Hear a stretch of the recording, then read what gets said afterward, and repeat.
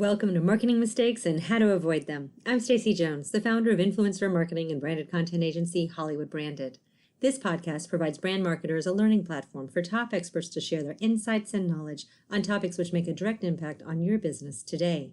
While it is impossible to be well-versed on every topic and strategy that can improve bottom-line results, my goal is to help you avoid making costly mistakes of time, energy, or money, whether you are doing a DIY approach or hiring an expert to help. Let's begin today's discussion. Welcome to Marketing Mistakes and How to Avoid Them. Here's your host, Stacy Jones.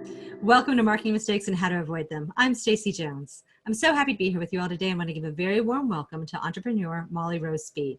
Molly Rose created the Academy for Virtual Assistants, which trains and places VAs nationally to help other driven entrepreneurs integrate, implement, systematize, and automate their businesses. She is also the operations genius behind Build a Bigger Life, a retreat, events, and consulting company. Today, we're going to talk about how a virtual assistant can help your business and how to best outsource one. We'll learn what's worked from Molly's experience, what maybe could be avoided, and where other people are missing the mark. Molly, welcome. Hi, Stacy. Happy to be here. I am so happy to be here. So for all of our listeners here today, Molly Rose and I have been working together on my own outsourcing of virtual assistants. And after speaking with her and talking about all the things that she offers, I knew she had to come onto the show and share her knowledge and experience with all of y'all as well. Yes, it's really exciting to have a VA of my own headed your direction pretty soon. Yeah, very exciting. So to start off, can you share with our listeners a little bit more about you, who you are, and what got you to where you are today? Because your business started a little differently, and who you work with is a little different as well. Absolutely. So about 6 years ago, I like to say I was a corporate cubicle dweller doing the 9-to-5 grind, the 45 commute each way, never having time for travel or holidays. I'm sure a lot of us are still living that. And I knew something needed to change. So I quit cold turkey and I found the career of being a virtual assistant. Fast forward to today, I now call myself a business integrator, which is kind of the top of the support service chain for entrepreneurs.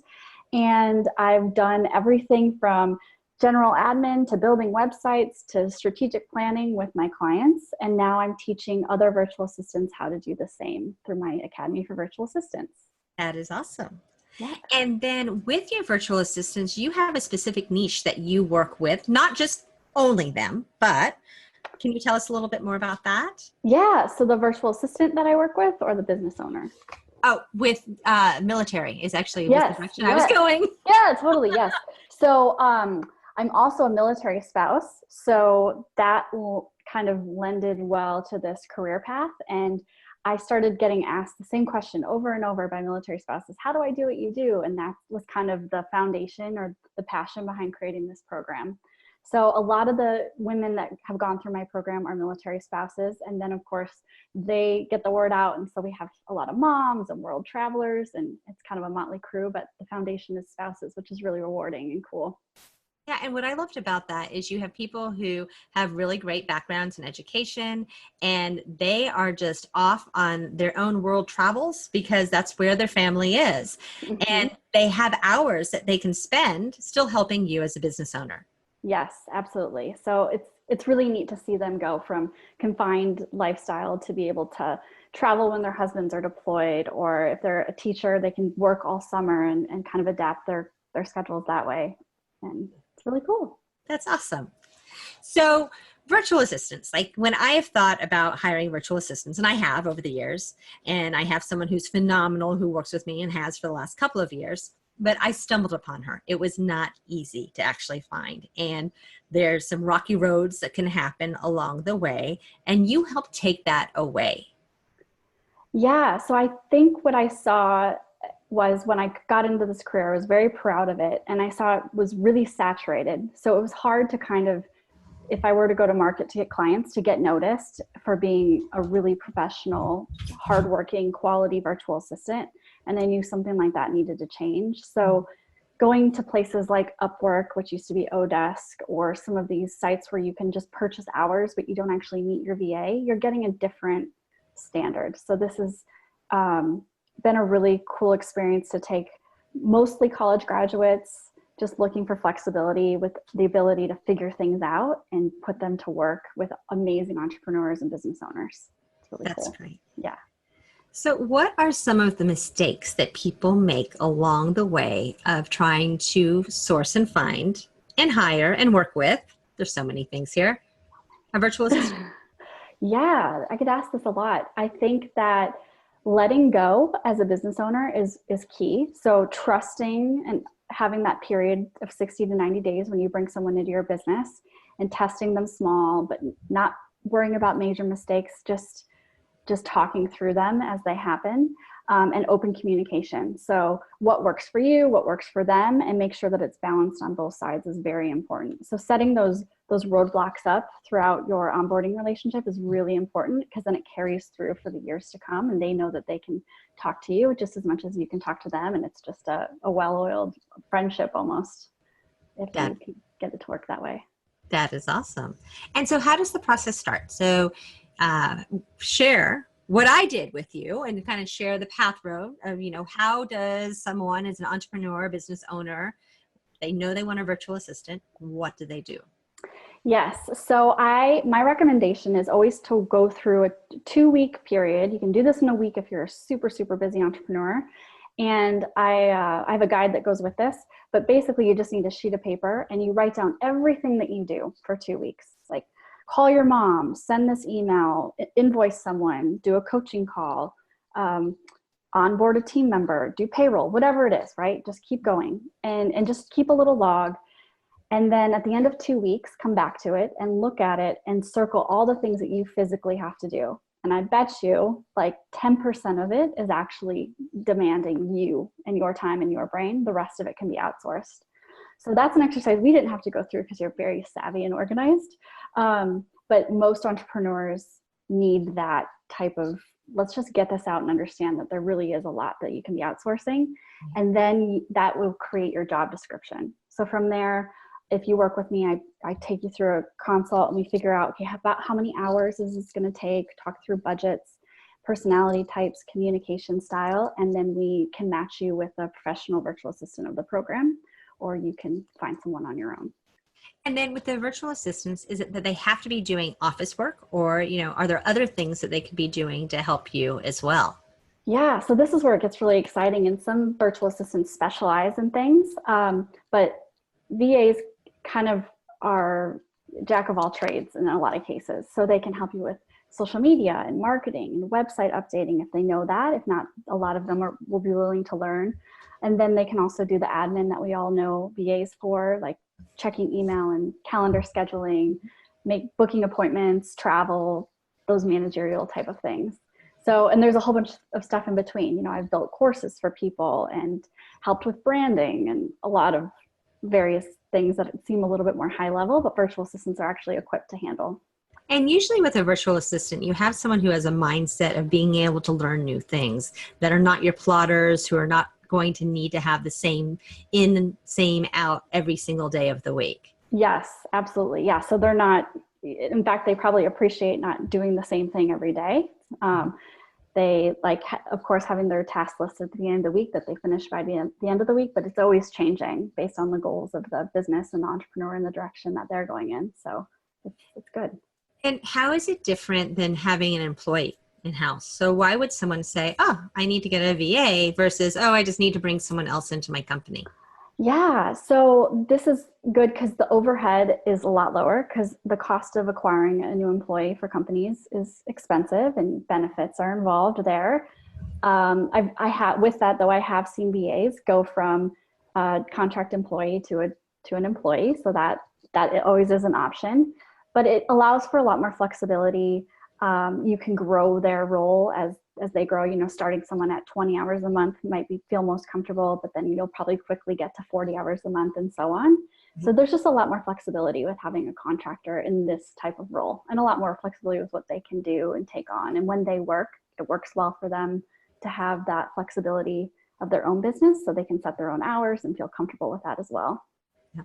And there are a lot of VA services out there, and we kind of touched on it earlier about some of the negatives that are based overseas in Asia and the Philippines a lot of times, where they have like a mill of VAs.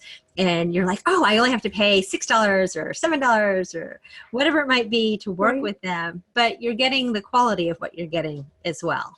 Yeah, yeah, and I'm happy you're highlighting that because I think that's really important to understand. Like when you're paying someone $20+ an hour, you're getting that, and I use the word equal energy exchange, right? There's an importance to your work that somebody that's being paid that is going to take on, right? So I think that's really important. And I have worked with VAs overseas for certain things. They're great. You just want to be very specific and they do one thing very well, whereas you're hiring kind of someone to come in and see all the goals of your business and help where they can.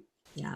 No, we're really lucky. I have someone, her name's Angie, and she's worked with us for a couple of years, and she is based overseas, and she's phenomenal. But I really, really lucked out because that's not the case with everyone.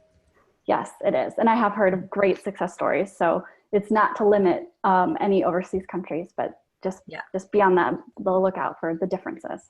And it also means having to go down the path of potentially lots of not ones that work out so well. Yeah. Too. Yeah. Yeah. So when you're working, you mentioned that you could have someone who's 20 hours that could go to 40 hours a week or a month, or all the hours are pretty much up in the air with that. Is there anything that's like too small, like you should not consider until you have at least this many hours to offer someone? Yeah, my recommendation is at least 5 hours a week, 20 hours a month is the minimum. We've done less, and it does work if you're very, very organized, and it's that you send them a task list on Monday, it's done by Friday, and there's not a lot of back and forth. But the 5 hours allows for asking questions and feeling like more of a team member, not having to rush through everything in 2 hours. Mm-hmm. So it's kind of a good balance for the VA to be able to take you on as a serious client, and then allows the flexibility for the business owner to kind of give them a little bit more responsibility. So that's kind of the recommendation. And it's great to see people be really nervous to get 5 hours a week. And then I follow back up with them, 3 months later, and they're like, oh my gosh, we already have them to 15 hours a week. And they just are in full joy of having this support person. So I laugh when people are like that. No, it's awesome because that's 15 hours of you as an owner not doing something ultimately. Mm-hmm. Yes. That's a massive way to leverage your own capabilities and focus on building your business or operations or other things that you need to get going. Yes, absolutely. And I always like to also recognize that if you're an entrepreneur and a business owner, it's probably pretty likely that you're a visionary or not attention to detail, not very efficient at some of these things. So it's 15 hours, but they're probably getting even more done than you would be getting done in those 15 hours because they're so efficient. It's what they do. It's how their mind works. So there's a huge difference there. And plus you're not being distracted. Your phone's not ringing, the emails aren't coming, you're not having an employee tap your shoulder, all of those things that go into it as well. Yep, absolutely. Yeah. Yes, the life of a business entrepreneur is a little ADD all over the place. Yeah, I call it squirrels. They're constantly looking everywhere. Squirrel. Or bright, shiny, sparkly things that get your attention and you're off and running. Yep. With everything else forgotten. Absolutely.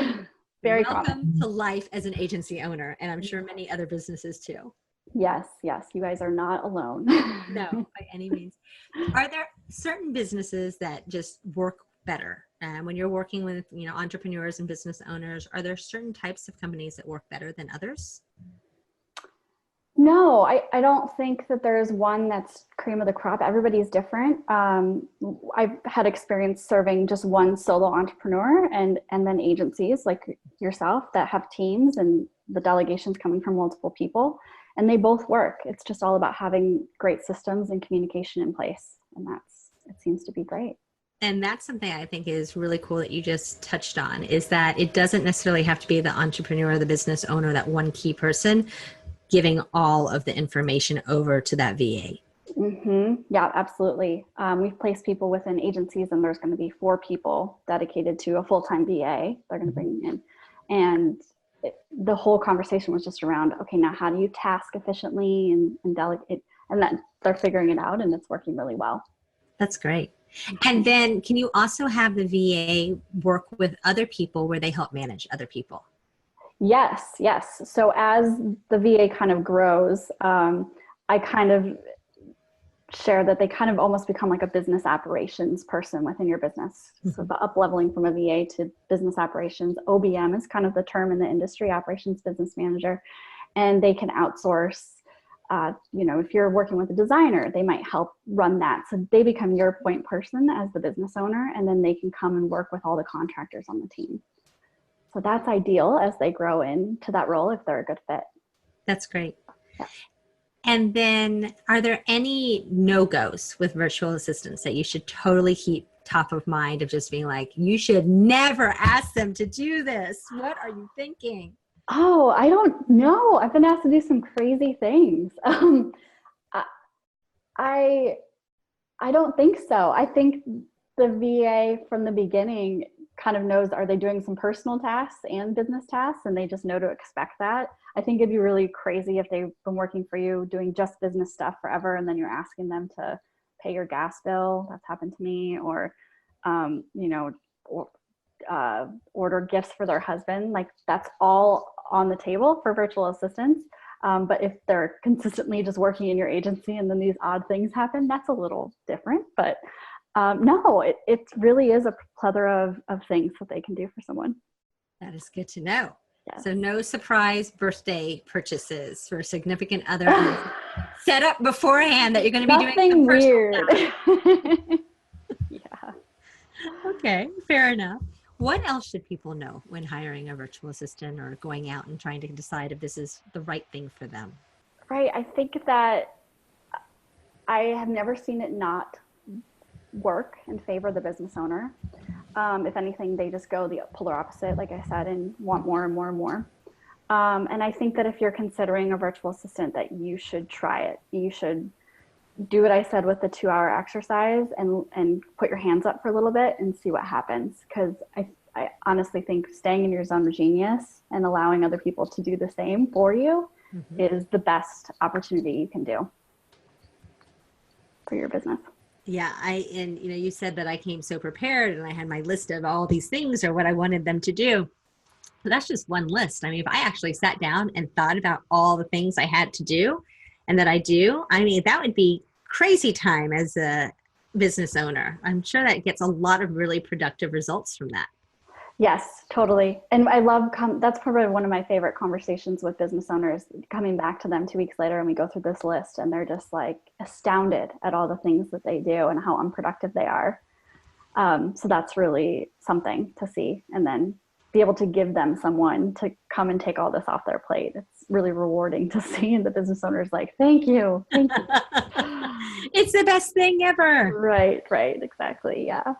If people do have virtual assistants, I always plug this because I was one for so long, and these little things make such a difference. But, quarterly, like, send them, even if it's something as small as a gift card to Starbucks, just remember your VA and what they're doing for you as part of your team, as your personal assistant, because that's what they are. So I think rewarding them monetarily or with a gift is always really nice and goes a long way for people.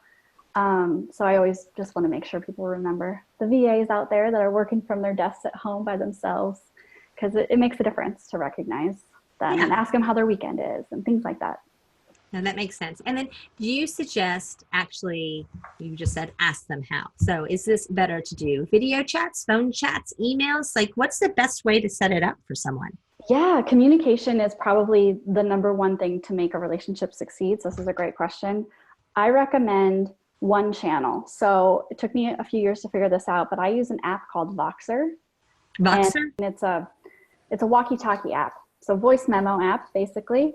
But the reason why I use it is it's one channel for my clients. So when I'm plugged in and I'm on the clock for that client, I listen to those Voxes and I go to town, as opposed to getting a text message at 10 p.m. or middle of the day. And of course I'm going to read it and my mind's going to switch. So it allows the business owner to leave messages whenever they want. And then they just know that whenever their VA is on the clock, they'll run through it. It's kind of just a place to keep your brain for them.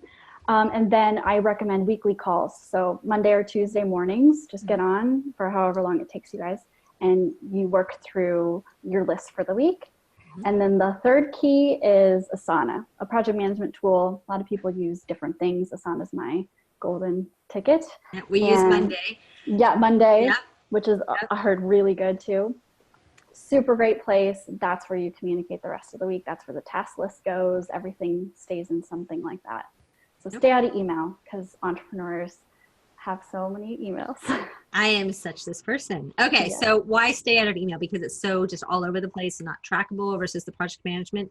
Yep, absolutely. I think your brain is in a different mode when you're in email. It's frustrating and exhausting for most entrepreneurs and business owners. A lot of times VAs are managing the inbox anyway, so it's just a lot of back and forth, whereas keeping things in its own system really pays off for productivity and efficiency and planning. Everything's in one place. That makes sense. Yeah. Okay. What else do business owners need to keep in mind? You've come up with tons of valuable tidbits so far. I know, you're stretching me. No, that's good. I think another thing that business owners can keep in mind is that you can continually add tasks to your virtual assistant. So if you start them with onboard them, and you have like these 5 things that you're interested in doing, know that when other things come down the pipeline that we're going to hire a contractor for, go to your VA first and see if they're interested, and give them the opportunity to take those extra hours and that extra project, because it'll integrate them more into your business, be more of a partner with you, give them more hours. It's just a good, well-rounded thing. And it doesn't add this third person to the team that might not necessarily need to be there. So don't limit what you think they can do based on what they're already doing. Okay, and that makes sense. But what happens if there's an if? Okay. So like you mentioned that you built courses out before, right? Sure. So did you come to the table knowing how to build courses out, or did you learn on the job and on the fly in order how to do that? Good point. My advice to VAs is, if you don't know how to do something, you can figure it out, but don't build a client for those hours and then build it for the client. I think there's a lot of integrity that the VA needs to hold there, and just kind of open that communication. And it seems to work pretty well. Yeah. In most cases, they probably are figuring it out on the job, but they're doing what I just said for a lot of those extra tasks that you're asking. So if they're trying to actually figure it truly out, then they're probably going to work a little bit extra on the side to get that done. Yep. And in my program, I talk about that with them. Like if you're being asked to do something that you don't know how to do, like stop the clock, figure it out, and then start it again. Because then you'll have it for all of your other clients. Right. It's a resume builder. It's a skills developer. Absolutely. Yeah. And I also think that's okay to tell the business owner, like, hey, I've never done this before, so I'm going to do it. Just take special eye to look at this for me. And that's okay. And be willing as a business owner to give them that wiggle room to go learn this, and give them the opportunity. So, and some of the questions I've been asked before is if I would pay for classes for them to take to learn something as well. And then there'd be kind of something along those lines. How do you feel about that? Yes. So I've had this done for me several times. It's really nice. Yeah. If there's something that you have a VA for and you want them to learn and work for you in this capacity, completely okay to do. I probably wouldn't, unless it's really, really micro in your business, like a certain software that you use only for your business, or they're never really going to use again. You just ask them, hey, I'll take care of this course for you, but would you be able to do this on your own time, like off the clock, if that's a need for you? But if it's something micro to your business that you really need to have, of course, compensate them for that training. But that's always a really nice gift, paying for courses so they can develop their skill set. Okay. Is there anything else in regards to business owners that they should keep in mind? I think just, if you're on the fence, get a VA. Like, just do it. I think I heard this a few days ago. I was listening to someone speak about virtual assistants, and they said the same thing. Like, as they were a business owner, and they were like, if you're thinking about it, just do it. Just do it, because your business will completely change. The industry is really growing with entrepreneurs, and the VA market is growing as well. But I'm at a point almost where the demand for virtual assistants is so strong. So everyone that's a business owner listening, your peers are doing this right and left, that my VA market is like, I need more VAs. I need them. Yeah. Yeah.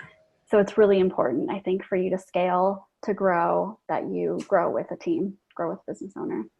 And when you were talking a moment ago about you teaching your VAs and, some of the things that you taught them along the way, can you explain kind of the training that goes into prep these VAs? It's not just people off the street and you're like, hey, I'm going to introduce you and set you up, see if it works. Like you actually go in and you help them learn and you train them on some pretty specific skill sets.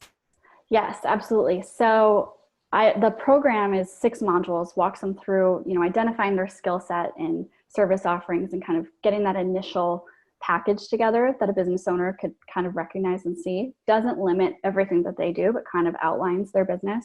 And then we teach them their marketing, Facebook, websites, everything that they need to put together for LinkedIn, all that jazz. And then it goes into their numbers. And this is where it really starts to affect the business owner down the road. So it's them being organized in their own business. So proposals and contracts, invoicing system. How do they get paid? Is it easy? Is your pricing correct? All that's covered. And then communication. So onboarding your client. How do you guys communicate? Systems do you use that I mentioned earlier? Understanding their needs and your needs and making sure that there's an open communication dialogue there. All of that's addressed from their direction. And then when I bring on a business owner, I discuss a lot of that as well, like making sure that you recognize all these things in your 30, 60, 90 days of onboarding them. Right. And then a few more bonus modules and an outsourcing module for when they're ready to have their own team, if they kind of scale up a little bit. So where they could actually bring people in to work underneath them and right. the business. Yep. Yes, they could do a lot of that as well. So that's good. And it is the pairing that I do in my business is they have to have gone through my program. We do a really great vetting onboarding system, get their bio ready, learn a lot about them, do a lot of interviewing with our team, and then we do the same thing for the business owner. So we really try to match very, very well from the beginning, the business owner to the virtual assistant. Okay, that's awesome. Sweet relationship. Yeah. Well, you had mentioned that there is a guide that everyone can download. Can you share a little bit more details on that? Absolutely. So it's called Outsource Resource Co. That'll just take you to the downloadable 2-week guide that I discussed earlier for identifying all those tasks that you can take off your plate. Perfect. And then if someone is interested in someone's interested in hiring a VA, how can they find out more about you? Yes, you can go to academyforvirtualassistants.com and you'll see a find a VA button there. It'll walk you through everything you need to do an outsourcing call with myself, and then we take it from there. Easy enough? Yes, it is. Very self-explanatory. Yes, I tried to make it easy so everyone can get a VA really quickly. Because everyone should. Yes, they should. Yes, they should. Any last words to our listeners today? I hope that this guide helps you really identify what needs to be taken off your plate and really picture yourself doing less. And when the time comes to onboard someone new, just let go and breathe and trust me that a VA is going to take care of a lot of the nitty-gritty tasks on your plate. So I think go forth and have an amazing virtual assistant by your side. That's fantastic. Well, Molly Rose, thank you so much for joining us today. And listeners, thank you for joining and listening in. And I hope that Molly Rose has been able to shed some light on how you can get some extra help around your office or home or wherever you might be working out of, all those places. And until next time, thanks for listening to Marketing Mistakes and How to Avoid Them. And I'll chat with you on our next podcast.